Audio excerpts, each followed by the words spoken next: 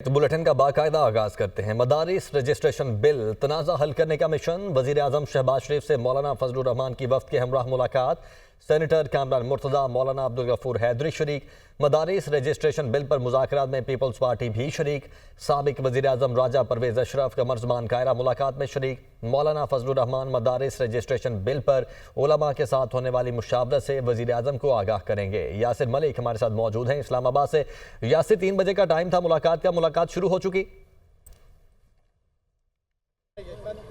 देखिए, वज़ीर आज़म शहबाज शरीफ की जानिब से आज मौलाना फजलुर रहमान को मदऊ किया गया था मुलाकात के लिए, और जो मदारिस रजिस्ट्रेशन से मुतल्लिक जो बिल है उसके ऊपर आज जो है वो वज़ीर आज़म हाउस में तबादला ख्याल किया जाना है। इस वक्त वज़ीर आज़म शहबाज शरीफ की मौलाना फजलुर रहमान से मुलाकात शुरू हो चुकी है, और अगर मौलाना फजलुर रहमान की बात की जाए तो वो वफ़द की सूरत में जो है वज़ीर आज़म हाउस पहुँचे हैं। उनके साथ मौलाना अब्दुल गफूर हैदरी, कामरान मुर्तज़ा और मौलाना असद महमूद जो है वो उनके साथ शामिल है। इसी तरह से राजा परवेज़ अशरफ पाकिस्तान पीपल्स पार्टी की तरफ से, और उनके हमरा कमर ज़मान कायरा जो हैं वो मौजूद है। और हुकूमत की जानिब से अगर बात की जाए तो वज़ीर आज़म शहबाज शरीफ चूँकि उन्होंने मदऊ किया हुआ है वो भी शरीक हैं, और उनके हमरा वफूद की सतह पर जो मुलाकात का सिलसिला है वो इस वक्त जारी है। नायब वज़ीर आज़म इसहाक डार जो हैं वो भी मौजूद है, और राणा सनाउल्लाह आज़म, नज़ीर तारड़, स्पीकर कौमी असम्बली सरदार अयाज सादिक और अता तारड़ भी इस मुलाकात में शरीक है। मौलाना फजलुर रहमान के जो मदारिस रजिस्ट्रेशन से मुतल्लिक जो बिल है उसके ऊपर जो तहफ़्फ़ुज़ात हैं JUI के, उनके ऊपर तबादला ख्याल किया जाएगा। और इसी तरह से जो तंजीबात इत्तेहाद मदारिस के जो इजलास हुआ था उसमें जो फैसले किए गए हैं, या जो उस वक़्त इजलास के अंदर जो उलमा ने मौक़िफ़ अपनाया है, आज वो मौलाना फजलुर रहमान वज़ीर आज़म के सामने रखेंगे, और जो मदारिस रजिस्ट्रेशन बिल है उसके ऊपर तबादला ख्याल किया जाएगा। जिस तरह से मौलाना फजलुर रहमान कहते हैं कि अब ये बिल पास हो चुका है और ये एक्ट बन चुका है, अब इसका जो नोटिफिकेशन है वो जारी किया जाए, तो उसी सिलसिले में उसी की ये कड़ी है कि आज वज़ीर आज़म शहबाज शरीफ से मौलाना फजलुर रहमान मुलाकात कर रहे हैं। गुज़िश्ता रात जो है वज़ीर आज़म शहबाज शरीफ की जानिब से मौलाना फजलुर रहमान से टेलीफोनिक रब्ता किया गया था, और उनको मुलाकात के लिए जो दावत है वो दी गई थी, और उस दावत पर आज ये मुलाकात हो रही है। बहुत शुक्रिया आपका। वज़ीर आला खैबर पख्तूनख्वा अली अमीन गंडापुर की ज़ेर सदारत एपेक्स कमेटी का इजलास। एपेक्स कमेटी इजलास में कुरम में कायम निजी बैंकर्स और जो असले का रुझान है उसको ख़त्म करने पर गौर किया गया। ग्रैंड जरगे को बैंकर्स ख़त्म करने का कहा गया। बैरिस्टर सैफ ने यह ब्रीफिंग दी।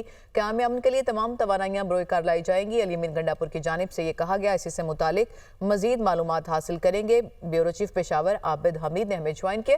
जी आबिद, क्या मज़ीद फैसले हुए इस इजलास में?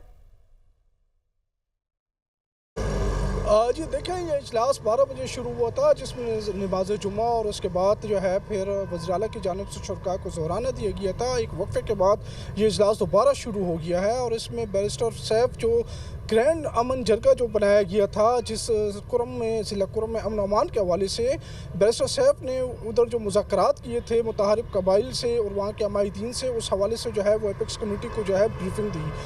एपेक्स कमेटी में जो है वो वज़ीर दाखिला मोहसिन नकवी खुसूसी तौर पर शरीक हैं, इसी तरह अस्करी क़यादत भी इसमें शरीक है। इससे कबल जो है खैबर पख्तूनख्वा काबीना की जानिब से मंजूरी दी गई थी कि ज़िला कुरम में तमाम बंकर से ख़त्म किए जाएंगे, और इस फैसले से आज एपेक्स कमेटी को भी आगाह किया गया। इसी तरह ये जो फैसला था इससे जो है मुतहारिब कबाइल को भी आगाह किया गया था। इस हवाले से ये नशस्त अभी जारी है, और इसमें जो है वहाँ पे कबाइल में जो है अमन अमान कुरम में है, ज़िला कुरम में जो अमन अमान की बहाली के लिए जो है वो फैसले किया जाएगा बंकर्स को ख़त्म करने का, इसी तरह असलहा वापस लेने का, और इसके अलावा जो है वहाँ पर अराजी का जो तनाज़ात हैं उसको कैसे हल किया जाए, इस पर भी जो है अभी कुछ देर में फैसला मुतवक्को है। सही, तो इजलास इस वक्त भी जारी है। आबिद हमीद, बहुत शुक्रिया आपने मालूमात दी।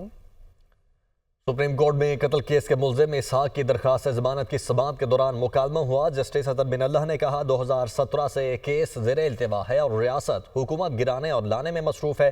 तमाम इदारे सियासी मुखालिफिन के पीछे पड़े हैं। ये इदारा भी उतना ही सच बोलता है जितना हमारा मुआशरा।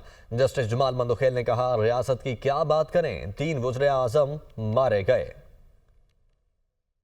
तो सुप्रीम कोर्ट में कत्ल केस के मुलजिम इसाक की दरखास्त जमानत की सुमात के दौरान मुकालमा हुआ।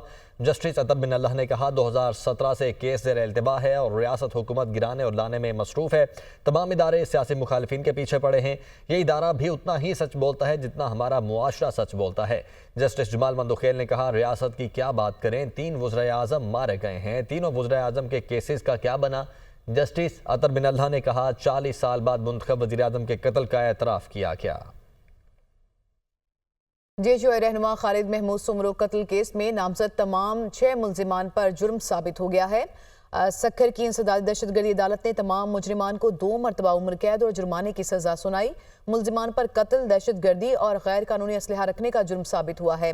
खालिद महमूद सुमरो को 29 नवंबर 2014 को कत्ल किया गया था। मुल्जिमान में हनीफ, सारंग, मुश्ताक महर, दरिया खान, लुत्फ जमाली और इल्ताफ जमाली शामिल हैं। मुल्जिमान दिसंबर 2014 से सेंट्रल जेल में कैद हैं। आपको बताएं कि अदालती फैसले में कसास के पहलू को बज़ाहिर नज़रअंदाज किया गया। मौलाना फजल रहमान का JJO रहनुमा खालिद महमूद सुमरो के केस पर रद्द अमल सामने आया, जिसमें उन्होंने ये कहा कि कानूनी माहिरीन को फैसले के तमाम पहलुओं का जायजा लेना चाहिए। इंसाफ के तमाम तकाज़ों को मद्देनजर रखते हुए फैसला किया जाएगा। वज़ीर आज़म शहबाज शरीफ की ज़ेर सदारत मंसूबों की पेशरफ्त के हवाले से इजलास। वज़ीर आज़म के मुल्क में कारोबारी सहूलत मराकज़ की जल्द तामीर मुकम्मल करने की हिदायत। मुल्क में कारोबार के लिए साजगार माहौल फराहम करने के लिए रेगुलेटरी इस्लाहात पर काम तेज़ किया जाए। वज़ीर आज़म मौसर मार्केटिंग बैरूनी सरमायाकारों को मायल करने के लिए नागुज़ीर है। वज़ीर आज़म की जानिब से ये कहा गया है। वज़ीर आला मरियम नवाज का तजावुज़ात को मुस्तकिल बुनियादों पर ख़त्म करने का हुक्म। सफाई और अशिया ज़रूरिया के निर्खों की मुसलसल मॉनिटरिंग की हिदायत।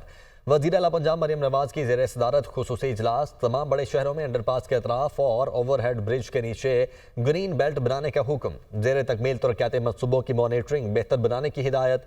वज़ीर आला पंजाब मरियम नवाज ने कहा आवाम को गवर्नेंस में बेहतरी का वाज़ेह फ़र्क नज़र आना चाहिए। गली महलों के रोड्स पर गड़े नज़र नहीं आने चाहिए।